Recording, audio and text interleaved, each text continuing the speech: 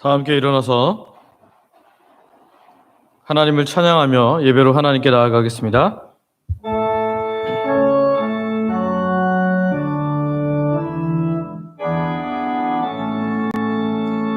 성부 성자와 성령 찬송과 영광 돌려 보내세 태초로 지금까지 또 영원 무궁토록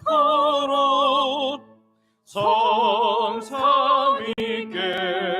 영광 아멘.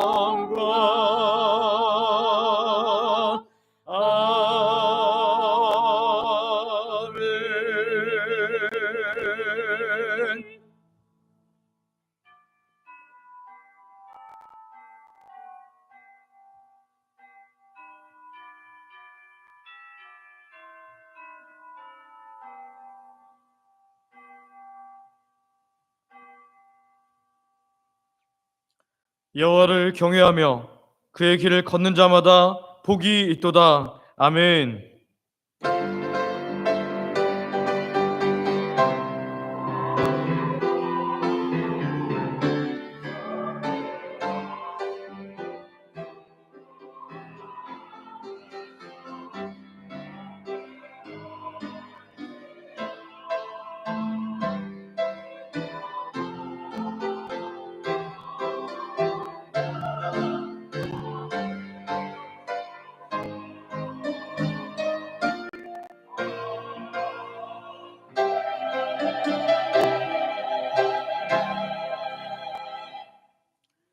아버지 하나님, 우리의 생명과 호흡을 지켜주심으로 오늘도 우리가 예배할 수 있게 하시니 감사와 찬양을 드립니다. 세상은 알지 못하는 놀라운 사랑을 받았고 그 사랑을 깨달았는데도 우리가 하나님 백성답게 하나님 자녀답게 살지 못한 채로 오늘도 그리스도의 보혈을 의지하여 나왔사오니 우리를 용서하여 주사 온전한 예배자로 받아 주시옵소서. 오늘도 우리를 영광 받으실 하나님을 감사하며 예수님의 이름으로 기도드립니다. 아멘. 사도신경으로 우리의 신앙을 고백하겠습니다. 전능하사 천지를 만드신 하나님 아버지를 내가 믿사오며 그 외아들 우리 주 예수 그리스도를 믿사오니 이는 성령으로 잉태하사 동정녀 마리아에게 나시고 본디오 빌라도에게 고난을 받으사 십자가에 못 박혀 죽으시고 장사한 지 사흘 만에 죽은 자 가운데서 다시 살아나시며 하늘에 오르사 전능하신 하나님 우편에 앉아 계시다가 저리로서 산자와 죽은 자를 심판하러 오시리라. 성령을 믿사오며 거룩한 공회와 성도가 서로 교통하는 것과 죄를 사하여 주시는 것과 몸이 다시 사는 것과 영원히 사는 것을 믿사옵나이다. 아멘. 자리에 앉으셔서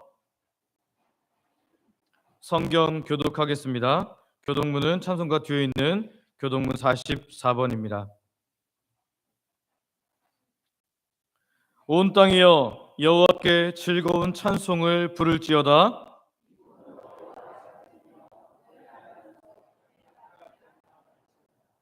여호와가 우리 하나님이신 줄 너희는 알지어다.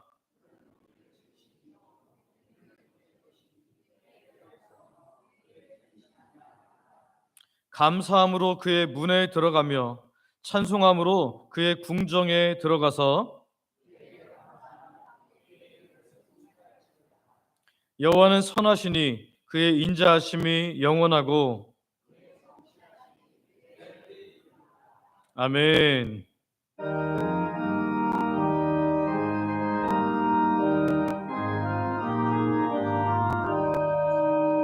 사랑의 하나님 이곳에 계시니 주 영광이 성전에 가득히 넘치네. 거룩한 주님 앞에 죄인된 우리들 경건한 마음으로 찬양합니다. 은혜의 예수님 우리 죄 인하여 속죄의 큰 사랑을 이루어 주셔서 율법의 멍에서 해방해 주시리. 복음의 자유를 감사합니다. 위로의 성령님 우리의 마음에 늘 함께 계시오니 큰 힘이 됩니다. 슬픔도 두려움도 넉넉히 이기리. 이 세상 끝날까지 함께하소서.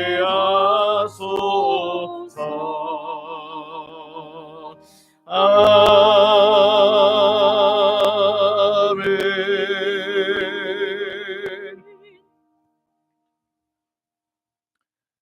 아버지 하나님, 모든 나라에 허락되지 않는 사계절이라는 특별한 선물을 우리에게 허락하여 주셔서 하나님께서 보여주시는 다양한 일기를, 날씨를 경험케 하시니 감사드립니다. 우리에게 주어진 삶을 사는 동안 하나님께서 주시는 다양한 계절의 변화와 날씨의 변화를 보면서 또 나무들의 변화를 보면서 우리도 하나님 앞에 드려야 할 삶의 변화들을 보일 수 있도록 지혜를 허락하여 주시고 점점 더 예수님 닮아가는 우리가 되게 하여 주시옵소서. 우리 주영광교회를 이제까지 지키신 아버지 하나님, 우리 교회가 주님 오시는 날까지 주의 손에 강하게 들림바 되어 사용되어지는 교회가 되기를 원합니다. 이를 위해서 이 나라가 온전한 복음을 전하는 것을 법적으로 금지하는 일이 없어야 하겠사오니 주께서 강한 손으로 이 나라의 차별금지법의 독소 조항들, 특히 동성애와 관련된 부분들이 절대로 통과되지 못하도록 붙잡아 주시옵소서. 이를 위해 다음 주일 곧 종교개혁주일 오후에는 우리도 한국교회 연합집회로 광화문 일대에 모입니다.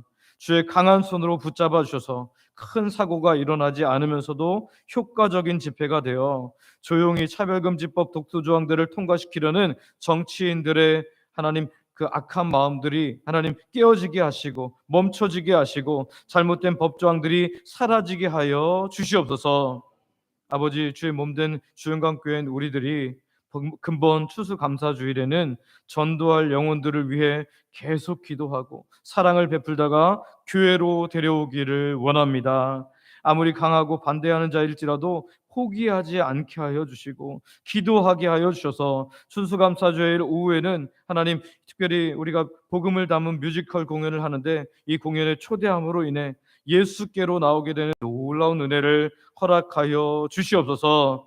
그래서 1년간 우리를 돌보신 하나님의 은혜를 돌아보는 복된 주일에 우리도 영혼 추수로서 하나님을 기쁘게 하는 모든 주영광에 속한 성도님들 되게 하여 주시옵소서. 이제 딱 남은 한 달입니다. 주님, 우리가 온 마음으로 영혼을 품고 기도하며 전진하며 전도하게 하여 주시옵소서. 아버지, 우리 교회가 새로운 차를 구매했습니다. 믿음의 공동체가 서로 교제를 나누고 사랑하며 더 든든해지는데 사용되어지게 하여 주시옵소서. 이 차가 운행되는 동안에 어려운 일 생기지 않도록 주께서 강한 손으로 붙잡아 주시고 교회 차가 다닐 때마다 주변에 복음의 역사들이 나타나게 하여 주시옵소서. 아버지, 담임 목사로 세우신 저에게 그리스도의 충만케 하시는 충만으로 부어주셔서 기쁨 가운데 감사 가운데 목회하게 하여 주시옵소서. 성도님들과 하나 되어 하나님을 높이는 제가 되게 하시고, 말씀을 전할 때 전하는 저나 듣는 모든 성도님들도 하나님의 말씀의 인도를 받게 하여 주시옵소서. 교회를 이끌 때에도 필요한 지혜와 능력을 허락하여 주시옵소서. 또한 저희 하나님 가정도 주의 은혜로 평안 가득해 하여 주옵소서. 오랫동안 교회를 섬겨오신 우리 원로 목사님의 수고와 헌신을 기억하여 주시고 남은 삶에 하나님 큰 은혜를 더하여 주시옵소서. 하나님, 교회를 위해서 수고하고 애쓴 하나님의 사람들이 있습니다. 어제 노방 전도와 더불어 정말 대청소로 섬기신 귀한 분들의 수고가 있습니다. 또한 교회 식사 섬김을 위해서 오랫동안 수고하신 우리 권사님들의 수고가 있습니다. 찬양을 드리기 위해서 일찍부터 나와서 수고한 주영광 찬양대의 수고가 있습니다. 다음 세대를 위해서 이른 아침에 와서 기도와 섬김으로 수고한 교사들과 교육자들의 수고가 있습니다. 하나님, 주일 오후 찬양팀으로, 재정부로, 예배 안내로, 주차 섬김으로, 교회 미화로, 성미부로, 또 노방전도대로, 전도 폭발팀으로, 소그룹 리더들로 하나님 이름도 빛도 없이 주를 위해서 섬기는 모든 하나님 백성들의 수고에 하늘에서 상급으로 채워 주시옵소서. 그뿐만 아니라 이 땅에서도 기도하는 바가 은혜로 열매 맺게 하여 주시옵소서. 아버지 하나님과 동거 동행 동역하게 하시고 예수님과 성령님과 동거 동행 동역함으로 기쁨이 충만하게 하여 주시옵소서.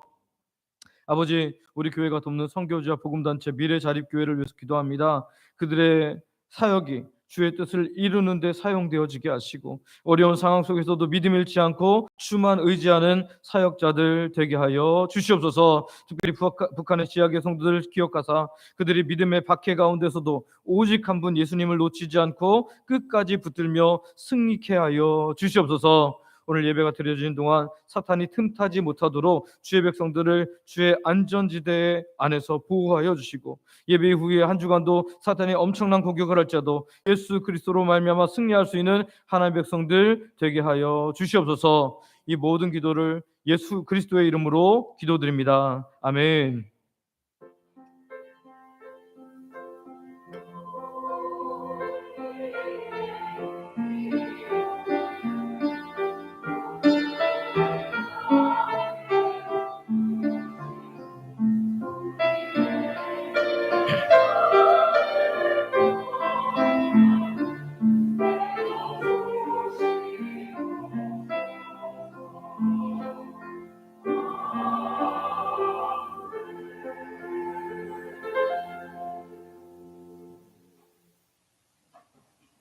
주일강 찬양대가 준비한 찬양으로 하나님께 영광 돌려드리겠습니다.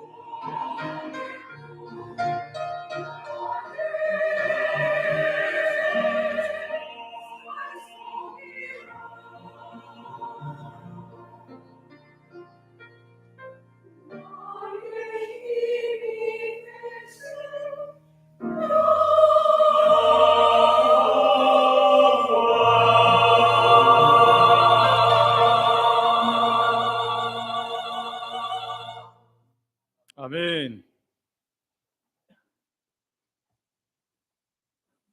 오늘 찬양처럼 나의 힘이 되신 여호와를 늘 부르는 우리들 되기를 원합니다. 우리에게 주신 하나님의 말씀은 신명기 19장 1절부터 10절까지 있는 말씀입니다. 신명기 19장 1절부터 10절까지 있는 말씀 제가 봉독하겠습니다. 네 하나님 여호와께서 이 여러 민족을 멸절하시고 네 하나님 여호와께서 그 땅을 네게 주심으로 네가 그것을 받고 그들의 성읍과 가옥에 거주할 때 네 하나님 여호와께서 네게 기업으로 주신 땅 가운데에서 새 성읍을 너를 위하여 구별하고 네 하나님 여호와께서 네게 기업으로 주시는 땅 전체를 새 구역으로 나누어 길을 닫고 모든 살인자를 그 성읍으로 도피하게 하라. 살인자가 그리로 도피하여 살만한 경우는 이러하니 곧 누구든지 본래 원한이 없이 부지 중에 그의 이웃을 죽인 일, 가령 사람이 그 이웃과 함께 벌목하러 삼림에 들어가서 손에 도끼를 들고 벌목하려고 찍을 때 도끼가 자루에서 빠져 그의 이웃을 맞춰 그를 죽게 함과 같은 것이라.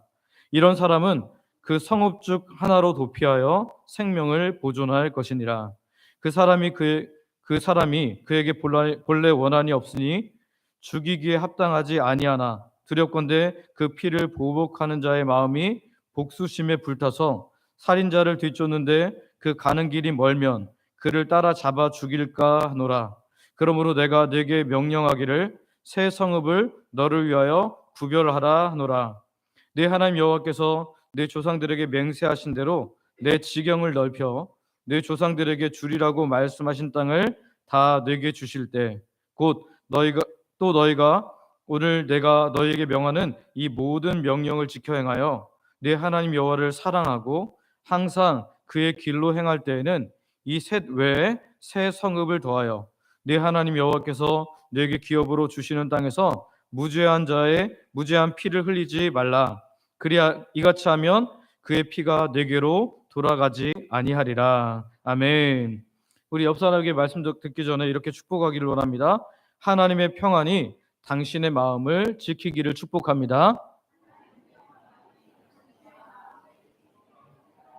예, 다 옆 사람에게 한 번 더 할까요? 하나님의 평안이 당신의 마음을 지키기를 축복합니다.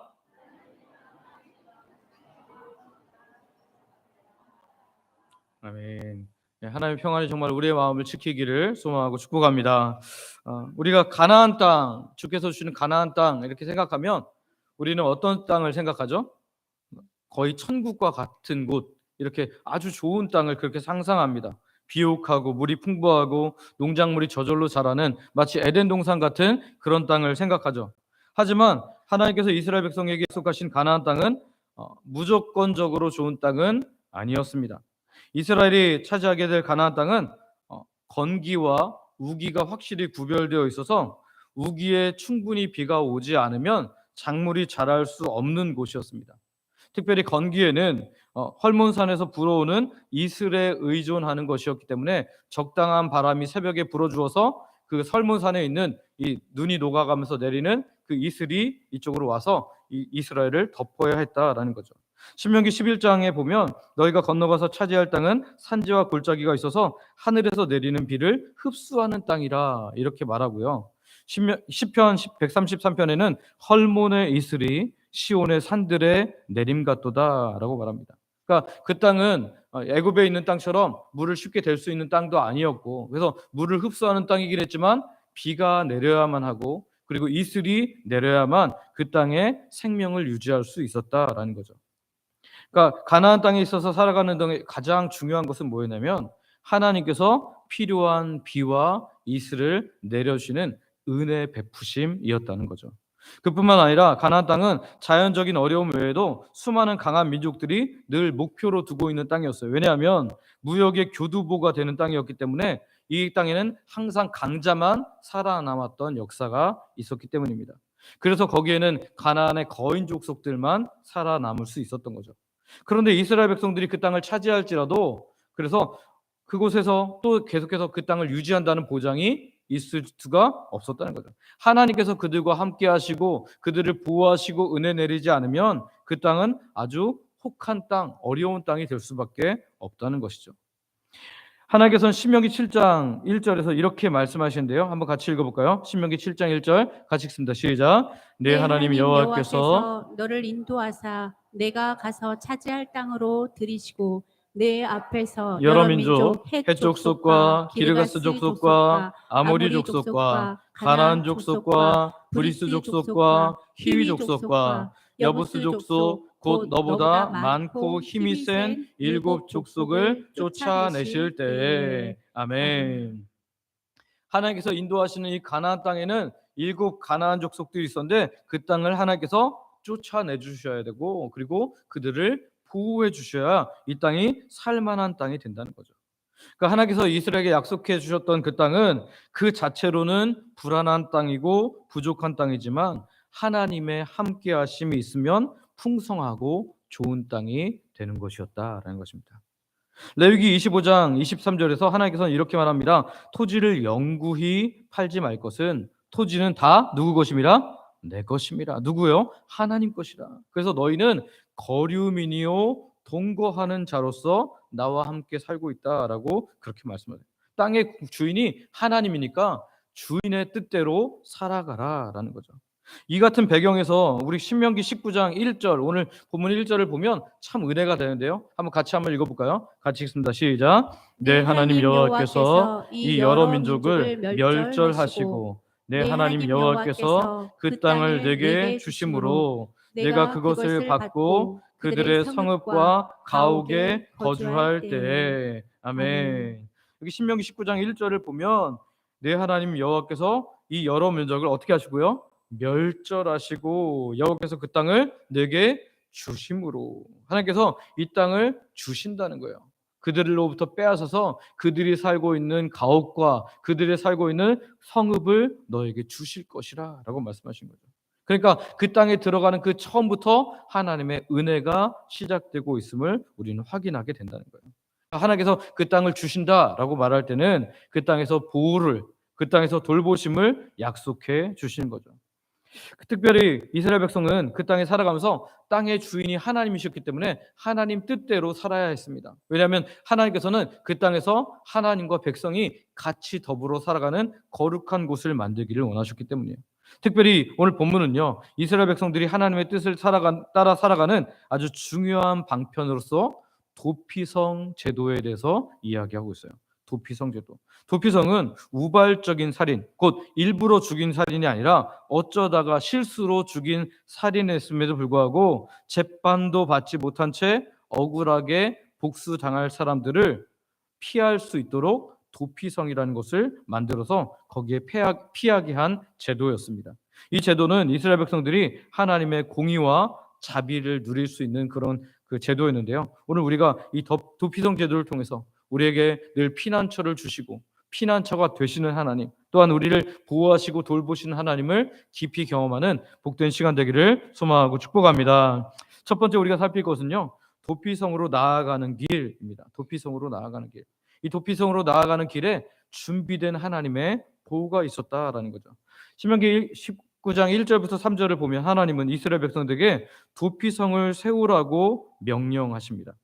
이 명령은 이스라엘이 가나안 땅에 들어간 후에 그 땅을 차지하면서 반드시 시행해야 할 것이었는데요. 우리 2절과 3절 말씀을 한번 같이 읽어보겠습니다. 2절, 3절입니다. 시작. 내 하나님 여호와께서 내게 기업으로 주신 땅 가운데에서 새 성읍을 너를 위하여 구별하고 내 하나님 여호와께서 내게 기업으로 주시는 땅 전체를 새 구역으로 나누어 길을 닫고 모든 살인자를 그 성읍으로 도피하게 하라. 아멘.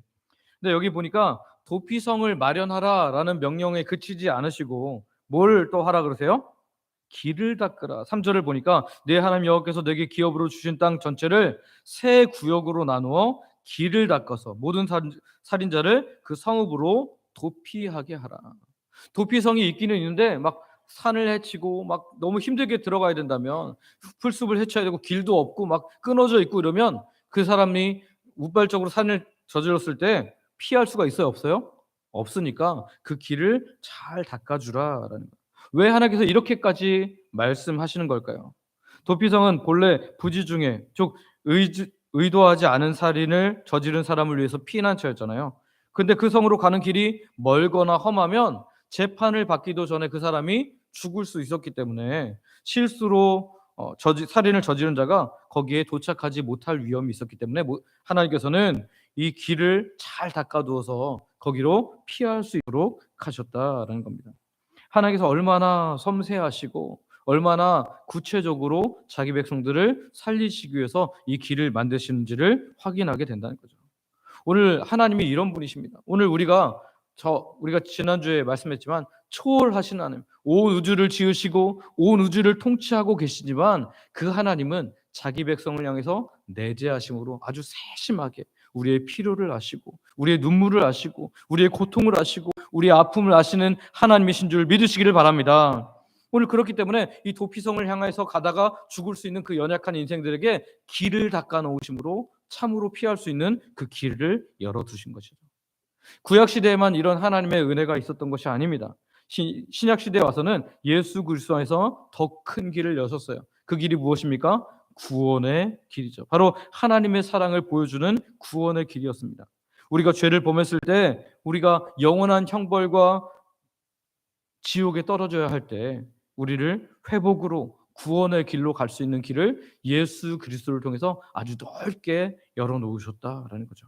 예수께서 그래서 이렇게 말씀하시죠. 요한복음 14장 6절 우리가 자주 인용하고 읽는 말씀인데요. 같이 한번 읽어볼까요? 시작. 이르시되 내가 곧 길이요 진리요 생명이니 나로 말미암지 않고는 아버지께로 올 자가 없느니라. 아멘. 아멘.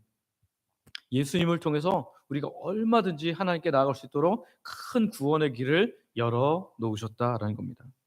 도피성으로 도망가고 있는 살인자의 모습을 여러분 한번 생각해 볼까요?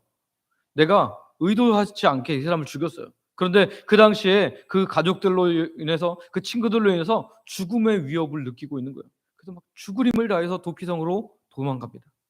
그런데요, 여기 들어가기 전까지는 어떤 고통이 있어요? 두려움과 절박함, 언제 죽을지 모르는 불안함이 엄습하고 있죠. 그러나 그 도피성에 딱 들어가는 순간 어떻게 돼요? 평안함을 누리게 되는 거죠. 이제 재판을 정당하게 받고 그리고 그 재판에 따라서 그가 이 죄의 형벌을 가리게 되는 거죠. 오늘 하나님께서도 우리에게 이 죄에 눌린 절박하고 두려움 가운데 있고 불안한 우리의 모든 영혼들을 예수 그리스도로 말미암아 큰 길, 구원의 길로 들어서도록 우리를 부르셨고 이제 예수님 안에 온전히 들어서게 되면 오늘 우리는 영원한 하나님의 나라의 안식에 처해지는 줄 믿습니다. 여기 길을 닦으라라고 하는 이유가 바로 그것이었다. 하나님께 언제든지 나올 수 있도록 정말 죽음과 두려움과 공포가 있었던 죽음의 두려움과 공포가 있었던 사람들 불안함이 있는 사람들이 하나님께 나올 수 있는 하나님의 이 피난처에 올 수 있는 그런 길들을 닦아 놓으셨다는 거죠. 고린도전서 10장 13절에도 보면 하나님께서는 이런 분이시라고 바울은 소개하는데요. 한번 같이 한번 읽어볼까요? 고린도전서 10장 13절입니다. 시작. 사람이 감당할 시험 밖에는 너희가 당한 것이 없나니 오직 하나님은 미쁘사 너희가 감당하지 못할 시험 당함을 허락하지 아니하시고 시험 당할 즈음에 또한 피할 길을 내사 너희로 능히 감당하게 하시느니라. 아멘. 우리가 아무리 큰 시험에 빠져 있을지라도, 우리가 아무리 어려움에 빠져 있을지라도 우리가 기억할 것은요, 우리가 하지 못할 길은 아예 허락하지 않으실 뿐만 아니라, 우리가 생각할 땐 이거 절대 못 피할 것 같은데 하나님께서 피할 길도 내신다. 피난처를 예비하신다라는 겁니다. 구약의 도피성은 우발적인 살인을 저지른 자를 위한 피난처였습니다. 그러나 신약에서 우리는 더 위대한 피난처, 더 확장된 피난처이신 예수 그리스도를 만납니다. 모든 자, 예수 그리스도를 의지하고 나 자신은 죄인입니다라고 고백하며 예수님만 의지하는 모든 자가 구원받을 수 있는 큰 길을 열어놓으신 예수님을 우리는 보게 된다는 거예요. 그리고 그 안에 들어갈 때 우리가 참된 안전과 평안을 얻는 줄 믿으시기를 바랍니다. 히브리서 6장 18절을 보면 이는 하나님이 거짓말하실 수 없는 이 두 가지 변하지 못할 사실로 말미암아 앞에 있는 소망을 얻으려고 피난처를 찾은 우리에게 큰 안위를 받게 하려 하심이라 라고 말씀하십니다. 하나님께서 그 아들 예수님을 피난처로 보내심으로 말미암아 그 피난처를 찾은 우리에게 무엇을 주신다고요? 큰 안위를 주신다. 큰 평안과 위로를 우리에게 주신다라는, 죄의 형벌로부터, 죄의 죽음으로, 영원한 죽음으로부터 우리를 보호하여 주신다라는 거죠. 하나님의 섬세한 그림자의 섬세한 보호의 그림자로서 신명기 19장 이 바로 도피성의 제도가 나오고 있는 겁니다.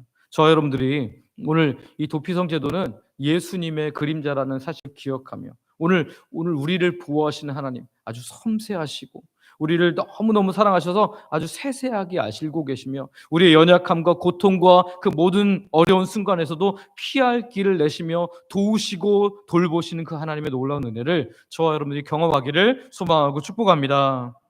두 번째는요, 복수심에서 보호하시는 하나님이십니다. 복수심에서 보호하시는 하나님. 이 신명기 19장 4절에서 6절을 보면 하나님께서 말씀하신 도피성 제도는 단순히 살인자만 보호하는 도구가 아니었습니다. 그런 역할을 넘어서 인간의 감정적인 복수심에서 사람들을 보호하고 쓸데없는 살인을 하고 죄를 짓게 되는 그 죄로부터 하나님의 사람들을 보호하고 공의를 실현하는 제도였다라는 거죠. 이스라엘 사회에는 당시 피해 복수라는 아주 강력한 문화가 있었습니다. 피해 복수가 뭐냐면 내 가족이나 내 친구나 내 친척이 만약에 누군가의 죽임을 당하잖아요. 그럼 어떻게 하는 거예요? 이 사람을 죽임으로써 피해 복수를 해주는 것이었어요. 그러니까 누군가 나의 가족을 죽이게 되면 반드시 그 사람들은 어떻게 해야 돼요? 이 사람을 죽여야 하는 거예요. 그러나 이런 관습이 정의의 개념과 연결이 되어 있었기 때문에 하나님께서 이 감정적 복수, 특별히 일부러 죽이지 않았음에도 불구하고 내 가족 또는 내 친척, 내 이웃을 죽였다고 해서 그것을 대신해서 죽이지 못하도록 도피성 제도를 마련했다라는 거죠. 4절에서 5절에 말하는 부지 중에 살인한 자는 고의로 죽인 사람이 아닌 것을 분명히 이야기한대요.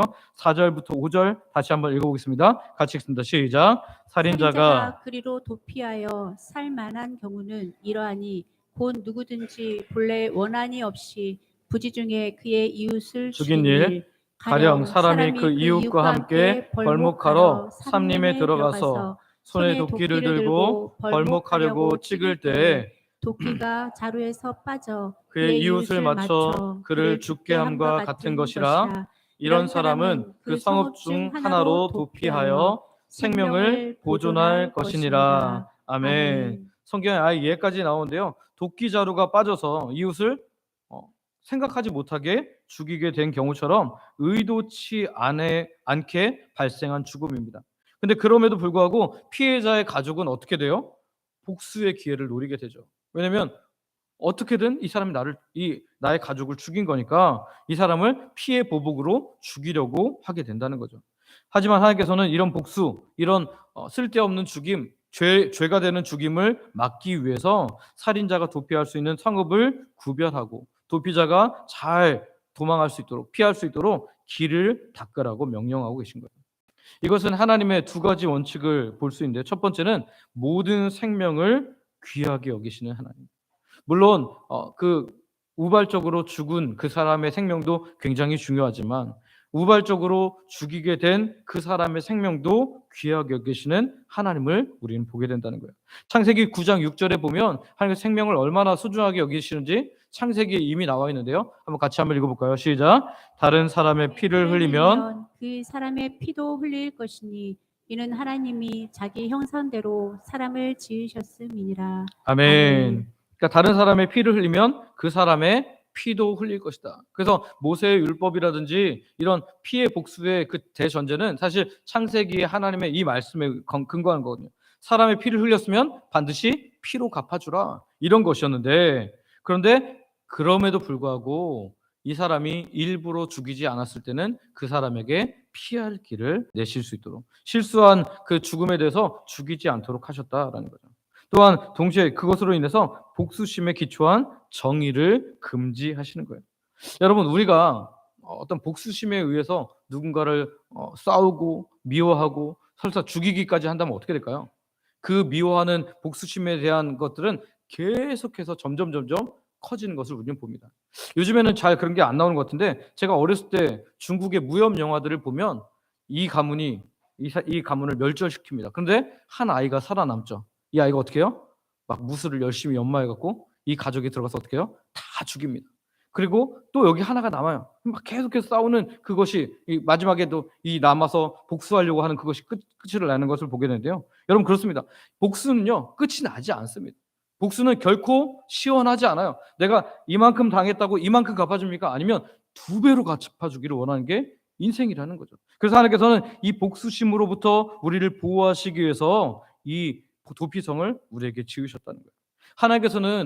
하나님께서 분명히 공의로운 하나님이시지만 복수에 치우친 공의가 아님을 분명히 말씀하세요. 이사야 30장 18절을 보면 하나님께서 이사야를 통해서 하나님에 대해서 이렇게 말씀하십니다. 같이 한번 읽어볼까요? 시작. 그러나 여호와께서 기다리시나니 이는 너희에게 은혜를 베풀려 하시며 일어나시리니 이는 너희를 긍휼히 여기하심이라. 대저 여호와는 정의의 하나님이심이라. 그를 기다리는 자마다 복이 있도다. 아멘. 여기 보니까 하나님께서 공의를 베풀려고 기다리시는데 어떤 기다리심이시여요? 여기 보니까 은혜를 베풀려고, 그리고 긍휼을 베풀려고 기다리시는 하나님이시죠. 하나님 분명히 공의로우시고 정의로우신 분이시지만 그 그 공의는 긍휼과 은혜에 근거해 있다는 거예요. 우린 착각합니다. 하나님은 무서우신 분이다.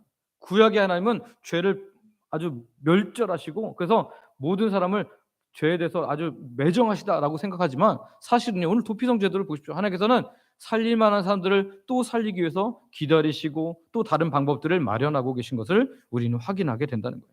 그러니까 인간이 이런 하나님의 의에, 하나님의 공의가 아닌 정말 복수심에 불타는 그런 정의로 인하여서 죄를 짓지 않도록 이 도피성 제도를 마련하신 거죠.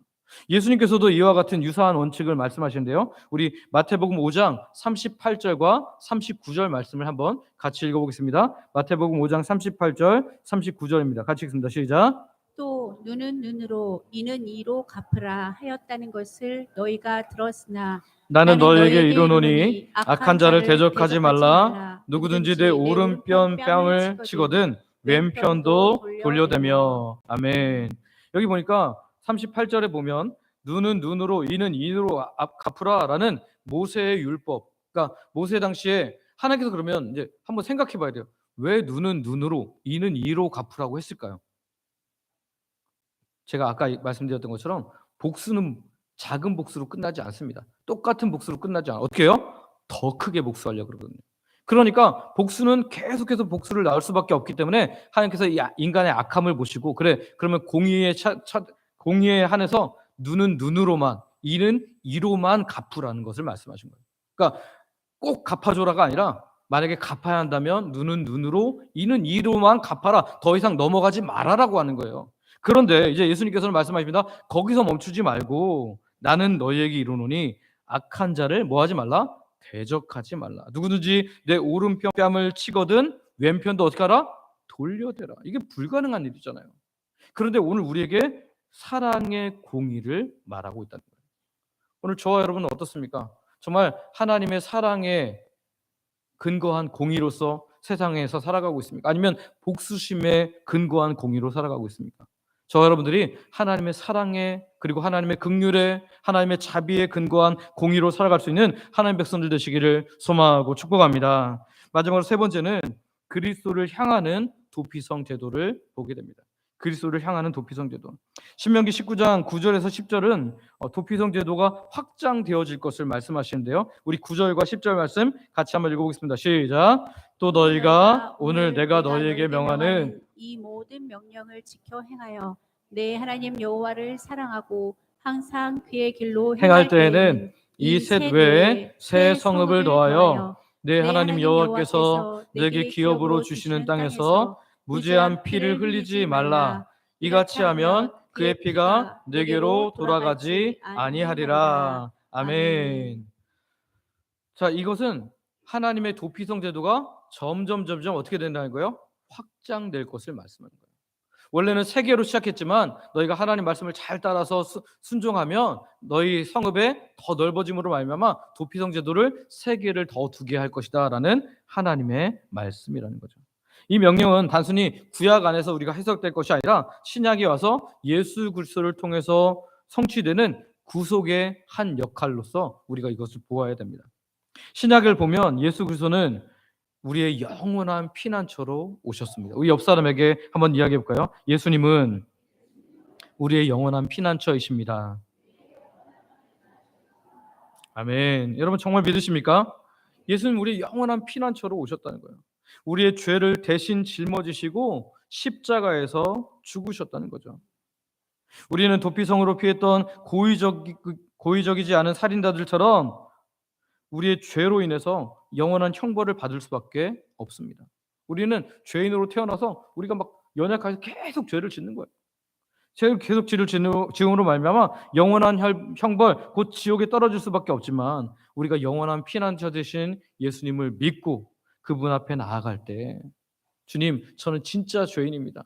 예수님 없이는 안 됩니다. 예수님이 나에게 들어오셔서 나의 구원자와 주인이 되어 주십시오라고 그렇게 고백할 때 우리는 그 죄의 형벌로부터 영원한 죽음으로부터 보호받을 수 있게 되는 줄 믿습니다. 그리스도께서 영원한 도피성이 되어서 우리를 모든 죄의 위협으로부터, 고통으로부터, 형벌로부터 우리를 건져 주시는 거죠. 마태복음 11장 28절을 보면 예수님께서 우리에게 이렇게 말씀하십니다. 같이 한번 읽어볼까요? 시작. 수고하고 무거운 짐진 자들아 다 내게로 오라. 내가 너희를 쉬게 하리라. 아멘. 이는 도피성으로 초대하시는 하나님의 초대, 평안의 초대 같은 거죠. 오늘 이 땅에 살아간 동안에 우리가 죄의 문제들이 이제 예수 그리스도를 믿는 순간 다 해결되었어도 우리가 살아가는 동안에 고통의 문제들이 있잖아요. 우리 힘들게 하는 문제들 있잖아요. 또 우리가 연약하여서 죄를 짓는 문제들 있잖아요. 그럴 때마다 누구께로 피하면 되는 거예요? 예수 그리스도께 피하는 거죠. 그러면 하나님께서 주시는 놀라운 은혜와 쉼과 보호를 누리게 될 줄 믿습니다. 도피성의 역할이 단순히 우발적인 살인자를 보호하는 것에서 그친 것이 아니라 그 안에 들어가서 안전하게 보호를 받고 정당하게 재판을 받게 되는 것처럼 신명기 19장 9절에서는 하나님의 뜻을 바로 살아가게 되면 더 많은 도피성을 너에게 허락할 것이다 라고 말씀하신대요. 우리 9절만 다시 한번 읽어보겠습니다. 시작. 또 너희가 오늘 내가 너희에게 명하는 이 모든 명령을 지켜 행하여 내 하나님 여호와를 사랑하고 항상 그의 길로 행할 때에는 이 셋 외에 새 성읍을 더하여. 아멘. 이것은 하나님 백성이 그분의 뜻을 따라 주의 뜻을 따라서 살아갈 때 주의 보호와 은혜가 점점 확대된다는 것을 말씀합니다. 오늘 그리스도를 믿어 구원받은 우리들이 우리의 삶 속에서 어려울 때마다 예수를 향하고 어려울 때마다 예수님을 찾고 그 예수님의 이름을 부를 때 주께서 우리에게 더 큰 은혜를 부어주실 줄 믿습니다. 도피성이 점점 많아지는 것처럼 하나님의 은혜가 우리에게 점점 더 많이 부어질 것이는 거예요. 우리가 예수 그리스도 안에 들어가면요 참된 자유가 있습니다. 요한복음 8장 36절은 이렇게 말해요. 그러므로 아들이 너희를 자유롭게 하면 너희가 참으로 어떻게 되리라? 자유로워지리라. 할렐루야. 여러분 어떤 것 때문에 자유로워집니까? 내가 돈으로 인해서 많이 쪼들렸어요. 그래서 돈이 갑자기 확 생기면 완전한 자유가 찾아집니까? 돈으로 인한 것에서는 자유로워질지 모르겠지만 우리의 마음이 자유로워지고 우리의 영혼이 자유로워지고 우리의 일생이 자유로워지는 것은 오직 예수 그리스도 안에서만 가능한 줄 믿으시기를 바랍니다. 이사야 32장 2절에서는 예수 그리스도를 향해서 이렇게 예언되었습니다. 또 그 사람은 광풍을 피하는 곳, 폭우를 가리는 곳 같을 것이며 마른 땅에 냇물 같을 것이며 곤비한 땅에 큰 바위 그늘 같으리니. 이 세상에서 겪는 우리 모든 위험과 고난 속에서 우리를 지키시는 피난처가 되시는 분을 바로 예수님밖에 없음을 또 이야기하는 거죠. 로마서 8장 1절 한번 같이 읽겠습니다. 같이 읽습니다. 시작. 그러므로 이제 그리스도 예수 안에 있는 자에게는 결코 정죄함이 없나니. 아멘. 사탄이 우리를 정죄하고 공격하려고 할지라도, 우리 죄가를 가지고 우리를 공격하려고 할지라도, 아무리 검사처럼 우리를 참소하려고 할지라도 변호사 되시고 그 모든 문제를 이미 해결하신 예수 그리스도께 우리가 붙잡힌 바 되면 우리는 영원한 안전을 누리게 되는 줄 믿습니다. 예수님 우리의 도피성이 되심으로 말미암아 참된 변호자가 되시고 구원자가 되시고 안식처가 되시는 것을 믿으시기를 바랍니다. 그러니까 이 도피성 제도는 단순히 그때 그 당시에 좋은 제도가 아니라 바로 우리에게 구원자로 오실 예수님을 미리 예표하는 것이고, 우리는 그 예수님을 이제 받아서 구원받은 하나님 백성이 되었고 이 땅에서도 영원한 피난처에게 늘 갈 수 있는 하나님의 사람이 된 줄 믿으시기를 바랍니다. 오늘 말씀을 정리합니다. 오늘 우리는 도피성 제도를 통해서 하나님이 우리를 얼마나 섬세하게 그리고 아주 세세하게 사랑하시고 보호하신지를 보게 됩니다. 도피성은 우발적인 살인자를 위해 피난처가 되는 것뿐만 아니라 감정에 치우친 복수자를 막는 공의를 이루는 장소였습니다. 그러나 신약에서 우리는 도피성보다 더 크신 분을 만나게 되죠. 그분이 바로 우리를 위해서 십자가에 죽으신 예수 그리스도이십니다. 영원한 피난처가 되시며 영원한 보호자가 되시는 우리의 예수님이라는 거죠. 오늘 우리가 그 예수님 안에서 참된 자유와 안전을 누리고 그분을 의지함으로 말미암아 이 땅에서 정말 주께서 주신 놀라운 기쁨 가운데 감사 가운데 살아가시기를 소망하고 축복합니다. 주의 주시는 놀라운 평안으로 충만해져서 정말 하나님께 영광 돌리며 살아가는 복된 하나님의 사람들 되시기를 소망하고 축복합니다. 우리 함께 기도하겠습니다. 앞에 기도 제목이 있는데요. 하나님, 우리가 실수와 연약함 가운데 있을 때 준비된 피난처이신 예수님께 나아가게 하여 주옵소서. 어려움 가운데 있을 때 준비된 피난처 되신 예수님께 나아가게 하여 주옵소서. 우리 마음속에서 복수심이 아닌 하나님의 자비와 은혜를 근거한 공의 그리고 사랑이 자리하게 하여 주시옵소서. 참된 피난처이신 예수님 안에서 죄로부터 자유를 누리며 영원한 구원의 확신을 갖게 하여 주시옵소서. 우리 이 시간 아버지 부르고 합심으로 같이 기도하겠습니다. 아버지 감사합니다. 주님, 우리가 하나님 실수와 연약함 가운데 있을 때, 어려움 가운데 있을 때, 고통 가운데 있을 때 준비된 피난처이신 예수님께 나아가게 하여 주시옵소서. 우리의 죄가를 다 사하실 뿐만 아니라 우리를 영원한 지옥에서 건지실 뿐만 아니라 우리의 모든 삶의 어려운 부분에서 하나님 우리가 연약한 가운데 있을 때 우리를 도우시고 돌보시는, 우리를 안전케 하시는 분은 오직 한 분 예수님을 기억하고 나아갈 수 있도록 은혜를 베풀어 주옵소서. 하나님 우리 마음속에 하나님 복수심이 아닌 하나님의 자비를 근거한 은혜를 근거한 공의가 있게 하시고 하나님의 사랑이 우리 마음속에 자리 잡게 하여 주시옵소서. 그래서 우리가 주님 닮은 사람이 되게 하시고 마귀 닮은 사람 되지 않도록 주님 우리를 붙잡아 주시옵소서. 참된 피난처이신 예수님 안에서 죄로부터의 자유를 누리게 하시기를 원합니다. 예수님께 나아가야지만 죄로부터 자유를 누리는데 우리가 예수님께 늘 나아가게 하시고 영원한 구원의 확신을 가지며 살아갈 수 있는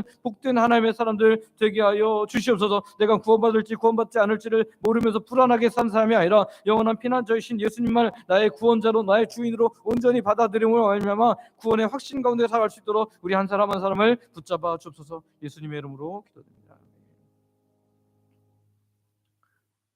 아버지 하나님, 오늘도 하나님의 백성들이 말씀을 듣고 말씀 가지고 함께 기도했습니다. 우리들의 기도에 응답하여 주실 줄, 또한 이미 응답이 시작된 줄 믿으며 예수님의 이름으로 기도드립니다. 아멘.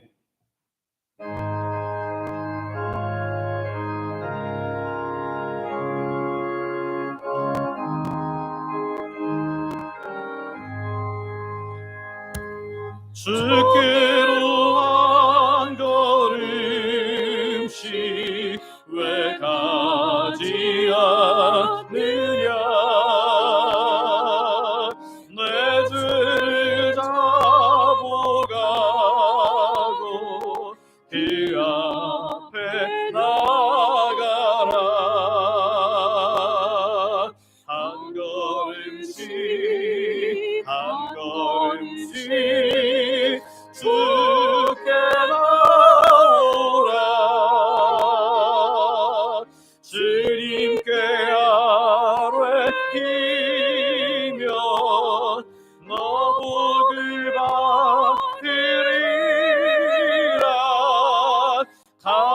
값없이 주는 은혜 너 거절 말아라. 주께로 음식 너 빨리 나가라. 주께서 너를 맞아 내 죄를 사리. 한 걸음씩 한 걸음씩 주께 나오라. 주님께 아뢰이면 너 복을 받으리라. 값없이 주는 은혜 너 거절 말아라. 주께로 한 걸음씩 주 은혜 받으라. 기회를 잃지 말고 내 마음 정하라. 한 걸음씩 한 걸음씩 주께 나오라. 주님께 아뢰이면 너 복을 받으리라. 값없이 주는 은혜 너 거절 말아라.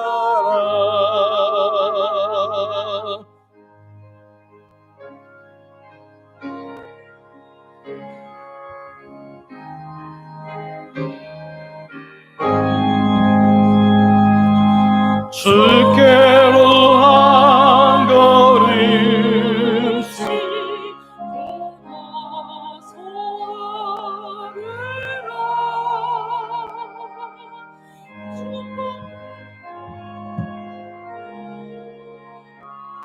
주 앞에 드리라.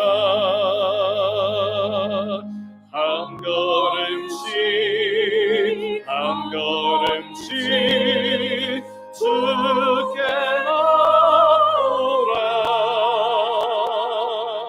주님께 아뢰이면 너 복을 받으리라. 값없이 주는 은혜 너 거절 말아라.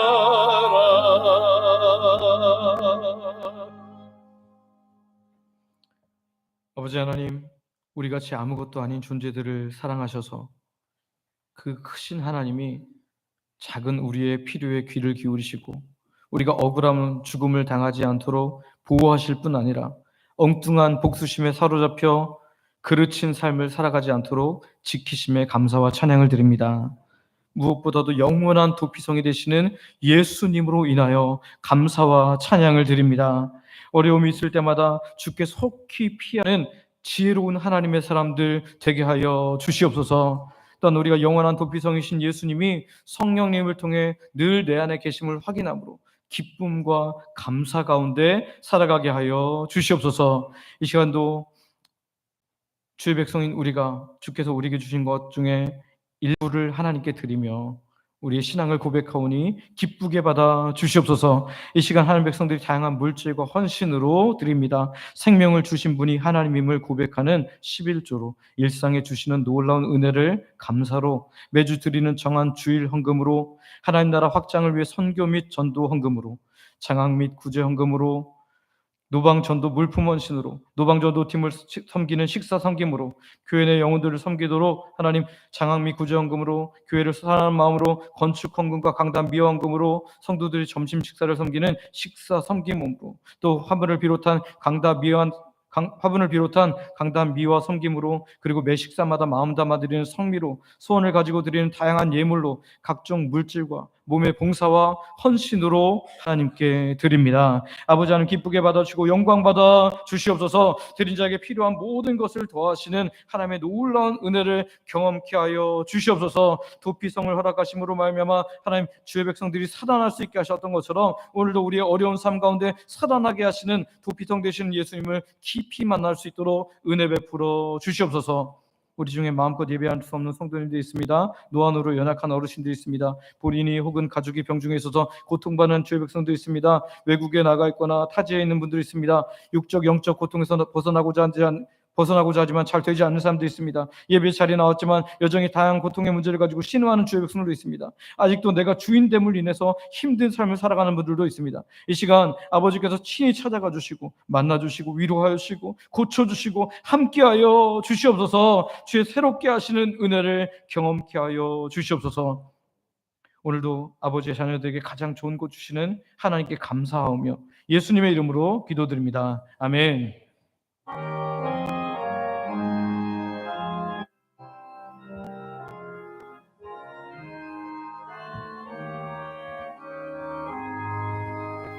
성전을 떠나가기 전 머리를 숙일 때 주께서 함께 계시고 복 내려 주소서. 집으로 돌아가기 주 동행하시고 내 모든 언행 심사를 다 지켜 주소서. 거룩한 날이 다가고 저녁이 되도록 주의 맘에 빛 되사 늘 계시옵소서.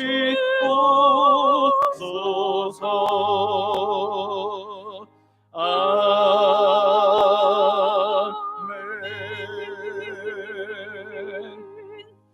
원로 목사님 축복하시겠습니다.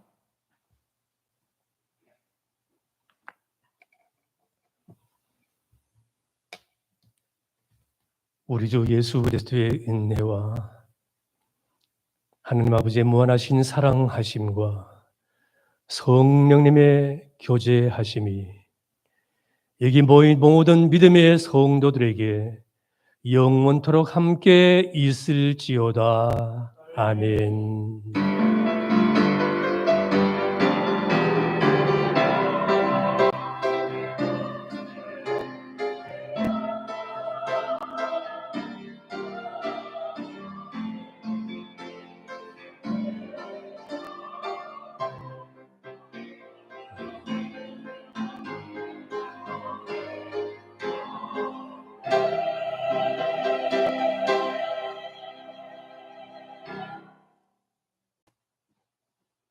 자리에 앉으시기 바랍니다. 교회 소식 전해드리겠습니다. 처음 오신 분들을 환영하며 등록하여 함께 믿음 생활하기를 원합니다. 예배 일찍 오는 것은 하나님께 예의며 정숙함으로 예배를 준비하시기를 바랍니다. 먼저 오신 분들이 앞좌석부터 앉아주시기를 바랍니다. 어제 특별히 우리 교회 대청소가 있었는데요. 오신 분들이 너무너무 열심히 수고해 주셔서 정말 감동이 될 정도였습니다. 몸살 안 나셨는지 모르겠는데 몸 잘 추스리시고 또 한 주간도 주 안에서 승리하시길 바랍니다. 추수감사주일 광고입니다. 첫 번째 광고인데요. 11월 17일은 추수감사주일입니다. 한 해도 우리를 돌보신 하나님께 크게 기뻐하며 마음껏 감사하는 주의 날 되시기를 바랍니다. 추수감사주일에는 아침 예배 때는 성례식, 성찬과 세례가 있습니다. 추수감사주일 오후에는 하나님께 영적 추수를 드리기 위해서 뮤지컬 팀 위드 제이가 뭐냐면 제이가 예수 그리스도 지저스의 약자거든요. 그래서 예수님과 함께라는 팀인데요. 그 팀을 초청해서 50분 정도의 복음을 담은 뮤지컬을 하려고 합니다. 오늘부터 여러분 전도 대상자 이미 품고 기도하고 계시지만 더 많이 기도하시고 또 아름답게 사랑으로 섬기시다가 당일 오후에 꼭 데리고 오시기를 바랍니다. 여러분 정말 너무너무 훌륭한 팀이고요. 대학로에서도 공연을 자주 하는 팀입니다. 그래서 이 팀이 복음을 위한 뮤지컬을 만들어 놓고 또 일반 뮤지컬을 몇 개 만들어서 일반 뮤지컬로 돈을 벌고 또 이렇게 교회에서는 그렇게 돈을 많이 받지 않고 최소한의 경비로 해서 이렇게 사역을 하고 있는 팀인데요. 여러분 정말 퀄리티가 굉장히 좋으니까 자신 있게 데려오셔도 좋습니다. 그래서 누구나 데려오셔서 전도 대상자들이 복음을 들을 수 있도록 해주시면 감사하겠습니다. 노방전도 광고입니다. 매주 토요일 오전 10시 30분에 함께 예배하고 함께 찬양하고 기도한 후에 1시간 동안 하는데요. 이번 주간은 주영광 찬양대와 찬양팀입니다. 여러분 그 외에도 많이 오셔도 되니까요. 많이 오셔서 함께 전도에 힘써 주시기를 바랍니다. 차별금지법 반대 집회 및 예배 광고입니다. 10월 27일 종교교육주일인데 다음 주일입니다. 오후 예배 때는 도심 집회 장소 광화문 일대로 가서 참여하도록 하겠습니다. 그래서 2시부터 5시까지 진행되는데요. 우리 교회에서 점심 먹고 한 12시 30분에서 1시 사이에 출발을 하도록 하겠습니다. 식사가 다 되는 대로 같이 출발을 해서 우리가 동성애를 지지하는 법률이 저지되도록 우리 함께 참여하도록 하겠습니다. 여러분 아직 신청 안 하신 분들도 그 기관장님들을 통해서 신청해 주셔서 왜냐하면 저희가 숫자가 명확해질수록 배치하는 그런 데가 달라지니까요. 여러분이 가능하면 꼭 미리 말씀해 주시면 감사하겠습니다. 학습 세대 준비 교육입니다. 사무실 앞 벽보에 나와 있는데요. 학습 교육 일정은 11월 1일 금요일 오전 11시 30분이고요. 2차는 11월 8일 금요일 오전 11시 30분입니다. 두 번 다 교육을 받아야지 문답에 참여할 수 있습니다. 어린이 세대 교육은 주일날 2번 있는데요. 밑에 보셔서 또 궁금하신 분들은 신혜선 목사님에게 문의하시기 바랍니다. 오후 찬양태 11월 3일 날 주섬김 찬양대가 상기되는 거 기억해 주고요. 교회 차량 신차 구입 광고입니다. 혹시 예배당 들어오시면서 스타리아를 보셨습니까? 네, 교회 차 옆에 있는 새로운 차가 우리 교회 차인데요. 이번에 기존에 있는 르노 마스터를 판 가격 2,250만 원을 성금으로 해서 차액을 할부로 지금 신차 스타리아를 구입합니다. 성도님들이 함께 헌금해 주시면 차액도 지금 1,470만 원 남아 있는데요. 일시불로 상환하게 되면 또 이렇게 이자가 많이 줄게 되니까요. 여러분들이 함께 감동되시는 대로 동참해 주시기를 바랍니다. 에너지 절약 및 분리수거 광고입니다. 교회 모든 에너지를 아껴주시고 여러분 분리수거통이 이제 다 따로 되어 있으니까요. 여러분들이 거기에 맞춰서 넣어주시면 우리 정리하시는 분들 굉장히 힘 안 들이고 할 수 있으니까 여러분 꼭 여러분 집에서 분리수거 하시잖아요. 그것처럼 집에서 분리수거하는 것처럼 교회에서도 함께 분리수거에 힘써 주시기를 바랍니다. 모두 내려가셔서 식사로 교제 나누시고 성도의 교제 나누시다 오후에 뵙겠습니다.